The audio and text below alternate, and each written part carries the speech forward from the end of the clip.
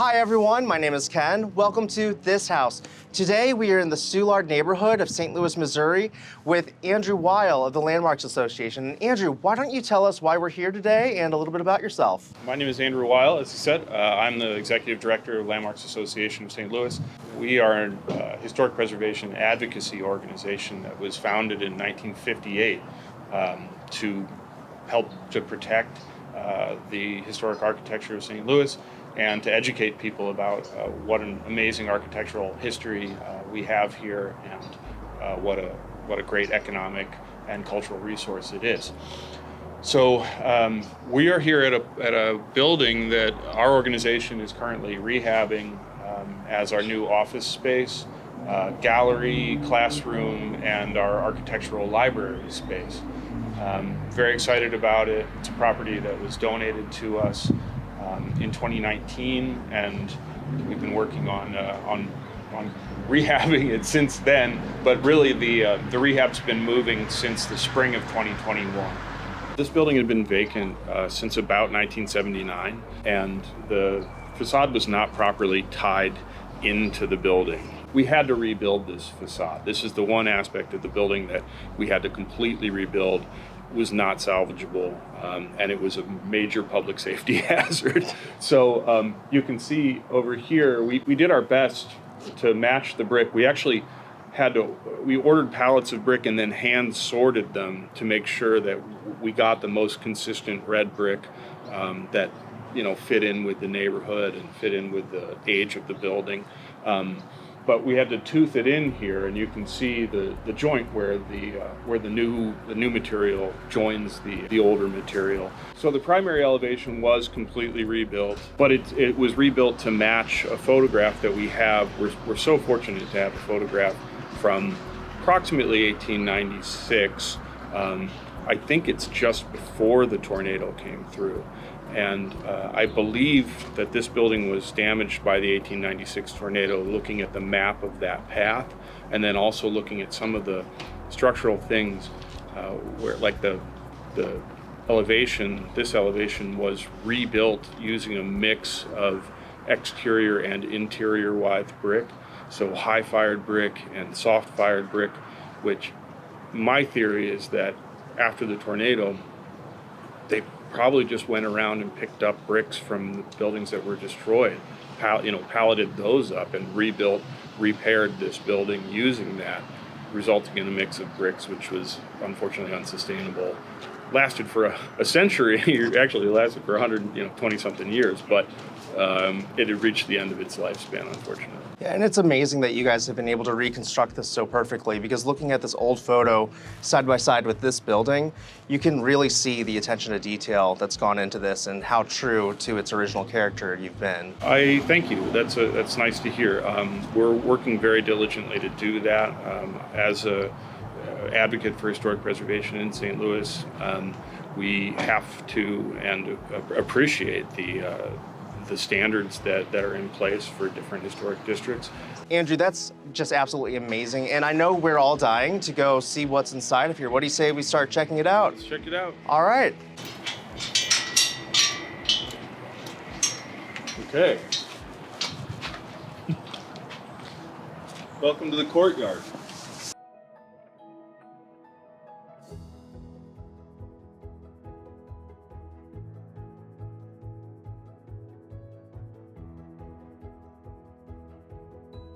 Now we are in the courtyard of this building, and early life here would have looked very different than what we're used to in today's culture. So what would this space have been used for? So this was a very, very, very dense neighborhood, which, you've got alley houses here still intact, and people are trying to use as much space as they possibly can, and there just aren't enough. It's a real housing crisis. There just aren't enough buildings. And then, of course, everyone is cooking using coal or wood fuel, and it's just a very chaotic environment. You've got people push carts on the street and knife sharpeners and scissor sharpeners walking up and down the alley. You've got rag pickers, you've got horses, you've got people driving pigs to the market.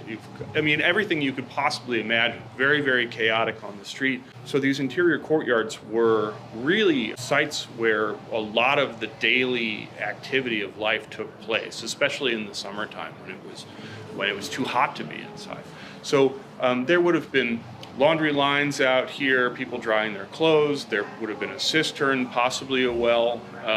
There was definitely a privy, which is on the, or a outdoor toilet, which is in the corner over there, which is on the Sanborn Fire Insurance map. Typical. In fact, the 1947 Civic League plan shows that still in 1947, almost 80% of the buildings in the Soulard neighborhood were still using exterior toilets.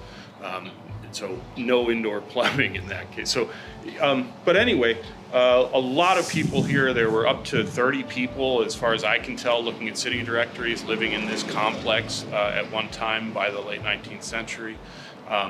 So probably cooking activities. We found evidence out here. I'm an archaeologist by training, and we've done some archaeological just sort of investigation of the cellar. And when they stripped up the bricks out here, there's oyster shell, there's butchered pig bone, there's pig teeth, lamp glass. Given the age of the buildings, probably whale oil lamps from the 1840s, 1850s. That sort of stuff. And that would have been quite the sight to see, and I bet it would have been really smelly as well with all of those animals and people and outdoor toilets. It just really helps to paint the picture of what life would have been like in the 1800s and how people kind of lived in these communities. So you're doing something really special out here. As far as I know, you're putting in a glass atrium here as a reception area, and then there's going to be classrooms. Can you tell us a little bit about this vision? Yeah, absolutely. So while we're attempting to do a very faithful restoration and rehabilitation of the property, the entryway is going to be the one modern component, which will be a glass-framed reception area over here to my right. Other than that, we're doing our best to completely restore the building. We've removed the windows and the doors that were salvageable and are having them refinished and restored. The ones that were not salvageable, we're replicating. We're restoring the portion of the balcony up here, the second floor access to what is now going to be the library area. So we're doing as best as we can to bring this thing back to our understanding of the original building. We are, however, adapting it for new use. This was a residential building originally and was from the 1840s, 1850s up through about 1979, 1980.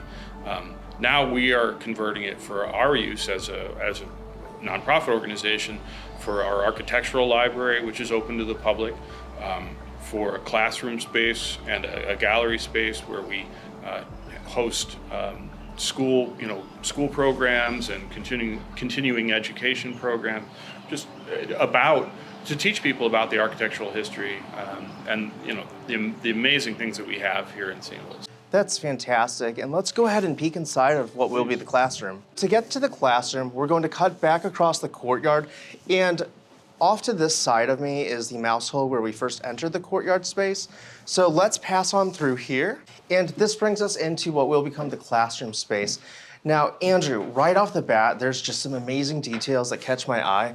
We can see the peeling wallpaper on this old fireplace, and can you tell us a little bit about this? Yeah, so we've salvaged what we can. There's multiple layers. You can actually see two layers here. This is clearly 19th century wallpaper. It is cloth-based, actually. They used to sort of collect rags and crush that up rather than paper-based wallpaper. This is a cloth-based wallpaper. We're saving that in addition to a lot of other original details that we find as we move along for teaching purposes. There's so much here that we can use as a sort of living classroom and bring people in and show them into the walls and show them into the materials that we've found, show them the archaeological materials, and talk to people about not only the architecture but the way people lived in the mid-19th century when this was a home. That's incredible.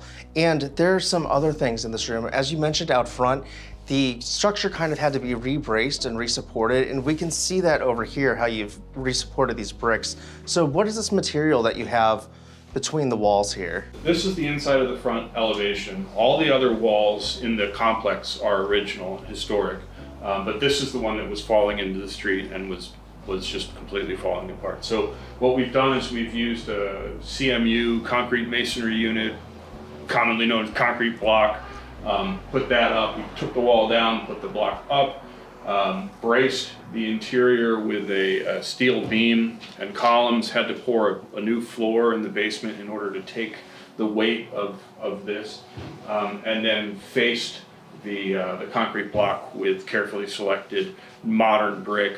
Salvage brick was not really an option for this, and it's kind of complicated because salvage brick comes from all too often buildings that are being stolen and all too often in North St. Louis, and all too often is a hodgepodge of interior and exterior withe brick, which was part of the major problem with the front wall to begin with. So we opted for a new brick just to ensure that this building could take the structural requirements that we needed and last another 100, 150 years. Now, there are a few other things in the space that really catch my attention and I'm very curious about.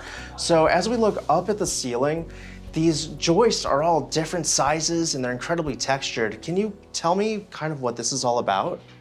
Yeah, so this is a building that predates dimensional lumber, really. So they were kind of working with what was available at the mill, and the mill was producing things, you know, that people asked for and that they had the resources to produce. So there's 3 floor joists here that you can clearly see, and they're all different widths. So this is pre sort of standardized 2x4 construction. But yeah, this is why I invited you guys here, really, was because you're always looking at these beautiful homes and they're finished and they're wonderful. But a lot of this type of technology is what's inside the walls. You know, this is going behind the scenes of what goes into putting one of these great buildings back together.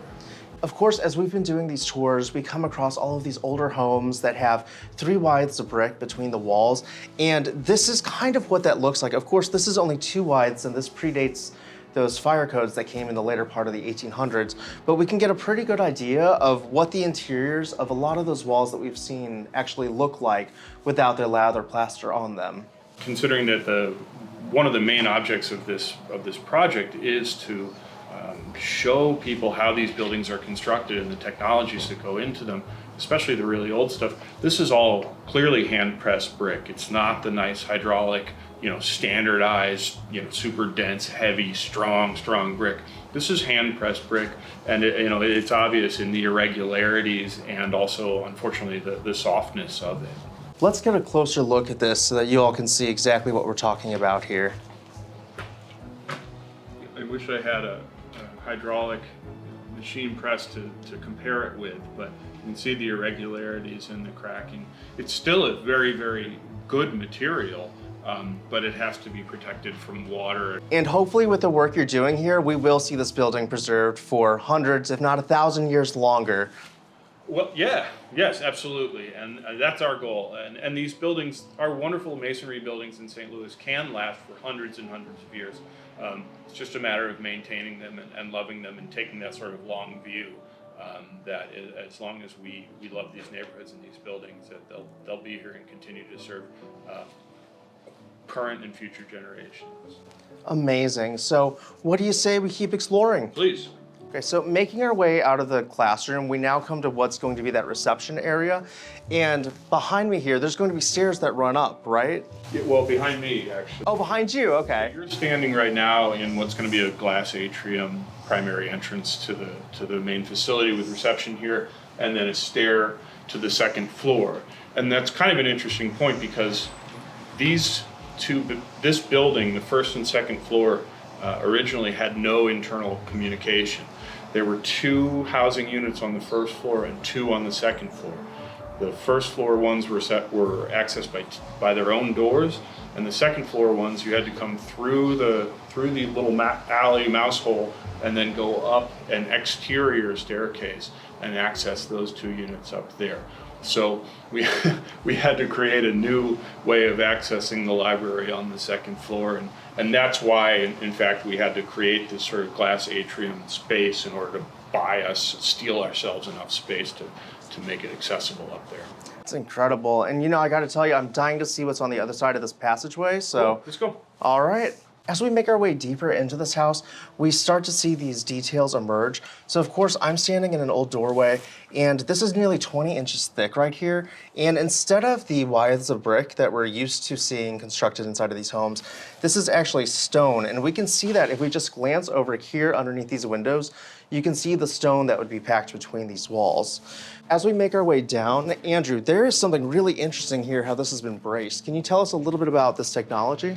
Yeah, so the south wall of this building was also bowing pretty badly, like the east wall. But rather than reconstructing that, we determined that we could just sort of tie it into place and just keep it from bowing any further, and you know, have a secure system without complete reconstruction over there. So what we have, this is this sort of internal engineering, and this is not a new system. Whenever you see stars on the sides of our historic brick buildings, those are tie rod ends. So these are essentially tie rods that are going through the wall, tying into the larger structure, and then there's a bolt on the exterior and a plate, which historically would have been one of those stars. And so that tie rod goes through the wall into the interior structure and gets bolted together to keep that wall from falling back out. Also on this wall behind you is a fireplace. Now, this is not necessarily a style that we've encountered before. What can you tell me about this? So this is like very simple classical revival detailing, wooden mantelpiece. This is going to be our reading room for bringing materials down from the library for people to study down here. But this is a wood-burning fireplace, and what we believe to be original mid-19th century, 1850s, 1860s surround here.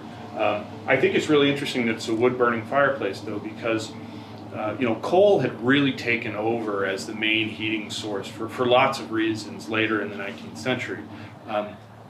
But when this building was built, there was still enough wood around that people were still using it for cooking and for heating purposes, which that situation just completely evaporated as everything was logged off for fuel, from everything for the steamboats to building the metropolis to cutting fuel for the giant lead and iron furnaces out, you know, further in Missouri, and also then later for logging off for railroad ties and things like that for the expansion of the railroad system. So to me, this is a really cool detail, that it is a wood-burning fireplace, and that speaks to the age of the home, that there was still sufficient wood supply for people of very humble means to be able to access wood as a fuel, which became a total luxury much later. So this house would have been one of the earlier homes in this neighborhood, still surrounded by a lot of trees before everything just became brick and pavement. The stone cottage that we have here predates 1847. Of course, there's no building permits at that time, but looking at the technology that's involved, the limited documentary evidence that we have, and other things like geographic information, the building faces to the north. It faces Soulard Street. So Soulard and Lafayette were paths to the market, which had been in operation since the 18th century. But there was no 9th Street when this property was constructed, when this stone house that we're in right now was constructed. The only street that was right here was Soulard Street to the north, so they oriented it to the north instead of what we now know as the main sort of thoroughfare that would have made more sense for this property. Just to imagine the neighborhood and the city transforming and evolving throughout the years, all the way to the point where a building that existed here long before what we can see outside is considered to be disoriented to its street. And that's why we call it the Soulard Settlers Cottage project, because this was a home that was out here in land that was not divided, was not subdivided, and was not occupied by this dense urban neighborhood that we know today. It predated all of that. One of the theories about why this original stone building was here is because wealthy people owned these vast tracts of land around the city that we now know as dense urban neighborhoods. But back then, they would use them for gathering firewood. They would run their cattle on them. They would run their hogs on them. They would collect stone on them. They would, just sort of take advantage of the natural resources that were there. So they have to send their workers out there to do that. They would build small cottages, shacks, log cabins, in this case perhaps a small stone house, so that when the workers went out to work that land, they didn't have to walk or drag things all the way back into St. Louis every day. They could stay out here for a week or 2 weeks, get the project done, and then go back all the way back to St. Louis from Soulard. So with all of this history in mind, we can really start to see these rooms come back to life as we imagine the workers who would come out here and after a hard day's work, they just needed a place to lay their head and take shelter. And Andrew, I'm seeing some really interesting distinctions in the types of stone that are on the walls here in front of us. Do you mind if we go around to the outside and take a closer look at these? Yeah, good eye. All right, let's head on out there. Now, crossing back into the courtyard, and of course, once this project's completed, you'll be able to travel room to room inside. But for now, we're going to walk out here. Now, this is the stone that we just saw from the inside of this room. And as we travel past this, we're now going to get to the older stone. And here is a good spot where we can really see a clear difference between the two types of stones. And Andrew is right over here. What can you tell us about all of this? Well, my reading of this is you can see the seam here, this butt joint between the two sides of the stone walls. My reading is that this is the original stone cottage. One window, one door, one story, no brick. And then this stone section here was added on later, would have transitioned probably into a 2-room, 1-story stone cottage. And then as the resources became available and as brick production ramped up and the city became a little bit more established, they would have taken off that second floor, built the first building on 9th Street, added the second floor to this, tied the two properties together, and then built the alley house.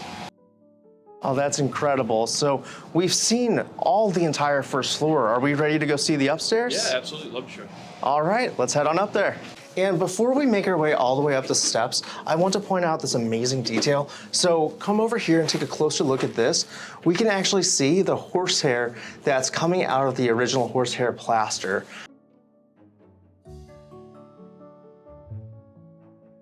As we arrive at the top of the steps, we are now released into this space. And Andrew, what is this room going to be used for?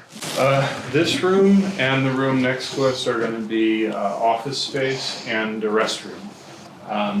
Behind you can see the original, or at least historic, window frames, again with those pediments that you saw on the first floor. Those are being refinished. The windows, the 6/6 light windows that were original, that were in these openings, in these bays, are out and being refinished. They were in good enough shape to be able to refinish those.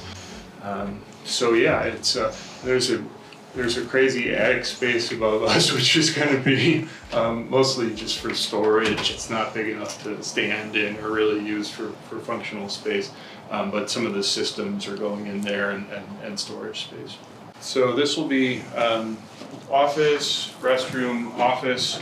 There'll be sort of a hallway along here, and then of course this fireplace. Again, you've got the original sort of very subtle classical revival fireplace.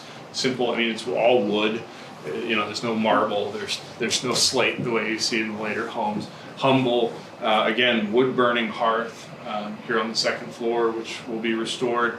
The other hearths in the building, or the other mantle hardware, other mantle casing, is going to be replicated based on the ones that we still have here. That's going to be absolutely incredible to see. Now, there's another detail in this room that I'm noticing. The transom that's above that door and its hardware, are those both original pieces? I believe so. There's historic and then there's original, right? So they're definitely historic.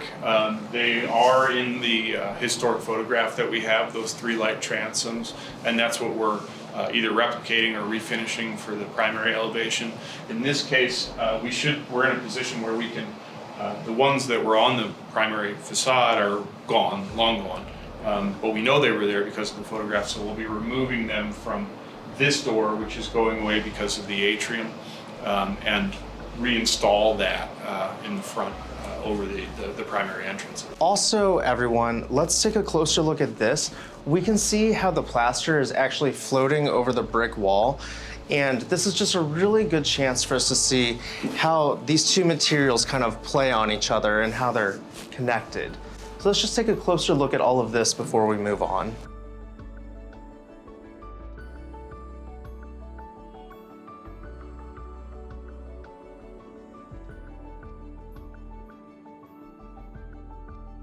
Moving along, we now come to the landing, which is over that reception area that we saw on the first floor.